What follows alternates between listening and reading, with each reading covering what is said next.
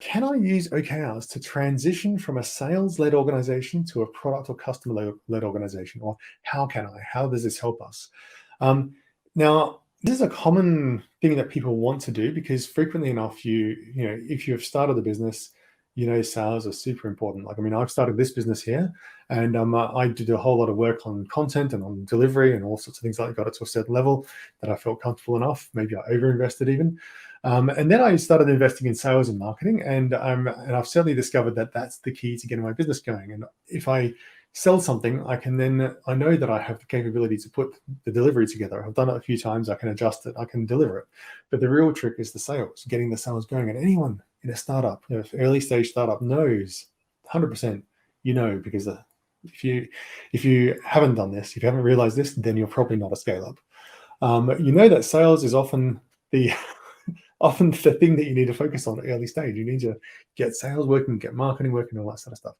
At some stage, at least, for many organizations, you get to a point where you realize I need to actually focus on the product and make sure the product is driving the growth. And this can happen in different stages, especially if you've gone from enterprise and you're moving down market into a more mass market area, or you're going through some sort of platform sale. You sell the platform, but then you need to increase usage.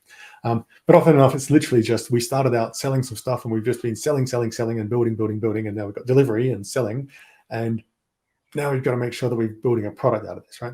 So can I use OKRs to help transition this? Yes, you can. This works really well. It's obviously OKRs are not going to magically do that transition for you.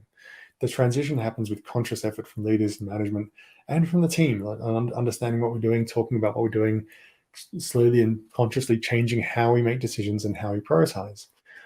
However, a lot of that is tied up in OKRs, and OKRs can help you have that process of thinking about how we're prioritizing and pushing some of these product and customer-driven priorities to the top of the queue, instead of merely being led by, we have a new deal, we need to do this feature because this customer wants this feature, right? Now, that if you have nothing else, then that's going to, that salesperson, that sale is going to be the thing that will drive everything else, because you have very little else to push back with. You have to have a very strong product organization, a strong roadmap, a strong customer discovery, clear strategy around this.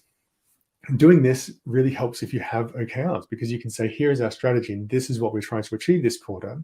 And yes, customer, that's a wonderful feature. It sounds great.